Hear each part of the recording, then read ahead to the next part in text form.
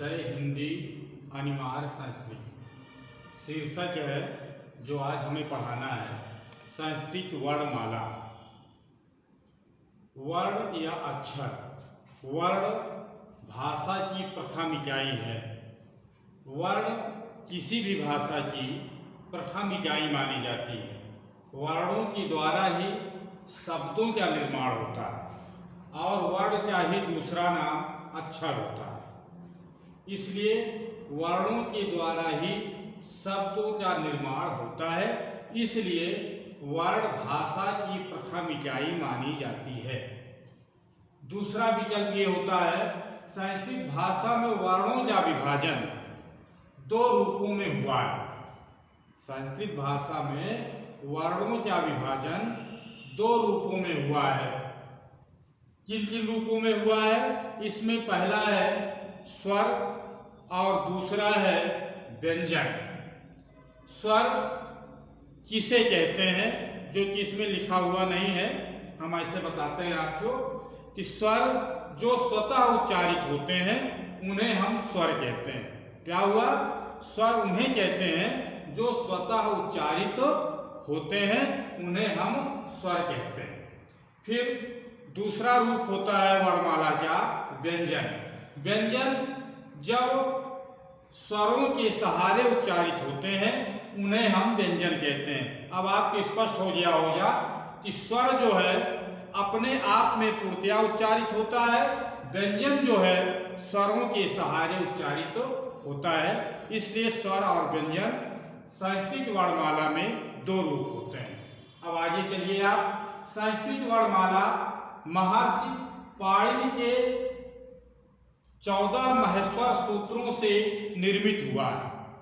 इसे महेश्वर नहीं लिखा हुआ है, महर्षि पाणिनि के 14 सूत्रों से निर्मित हुआ है, जो इस प्रकार है। पहला सूत्र हमें बताता है आयु, जिसमें स्वर से निहित है।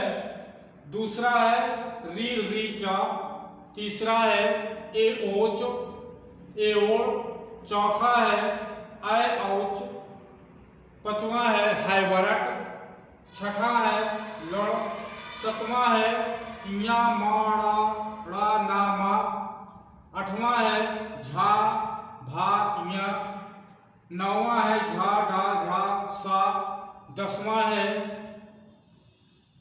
जा बा जा डा दा सा, यानी कि वर्ण का दूसरा अक्षर। 11वां है था फा छा ठा टा चा टा टा पा वा।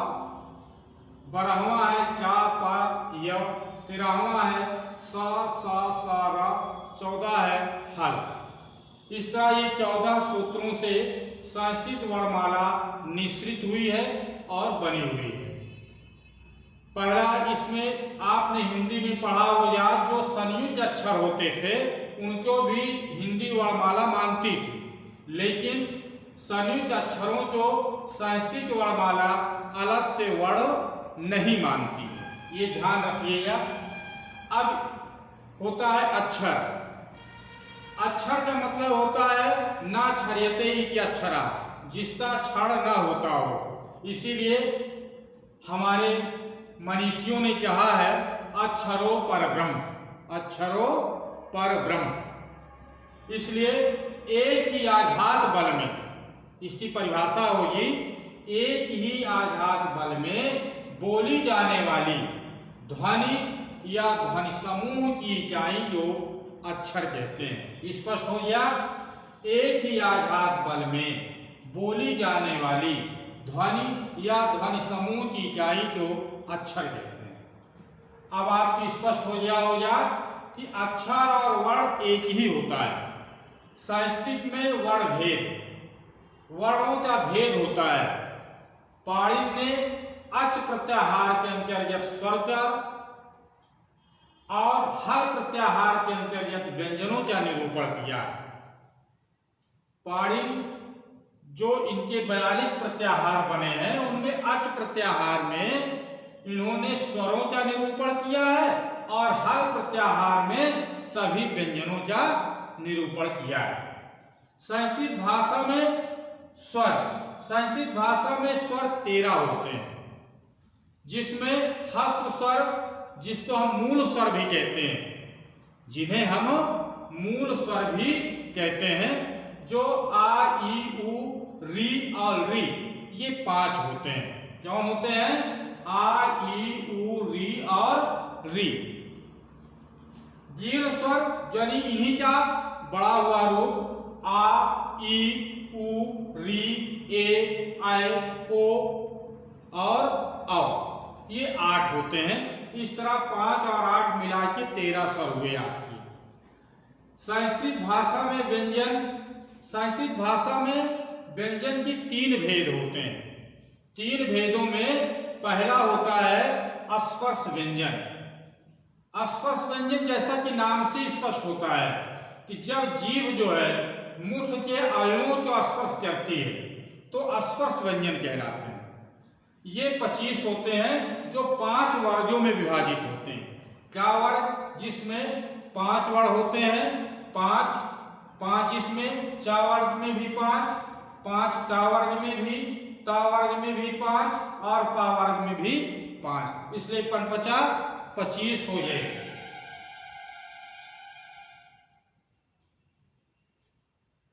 ये 25 वर्ड आपके हो गए इसमें।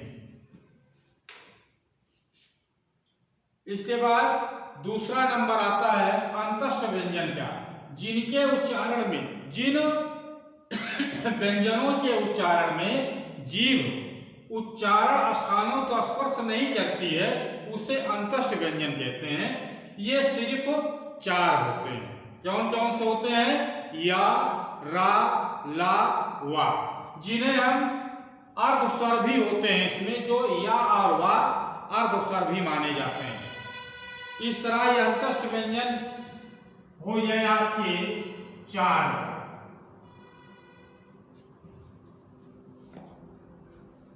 और उस व्यंजन भी 4 होते हैं जो सा, सा और साहा में होते हैं, ये भी 4 हो गए।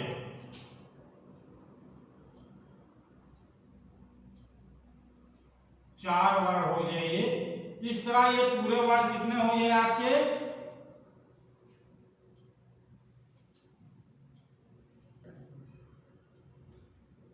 33 वर्ण हो गए।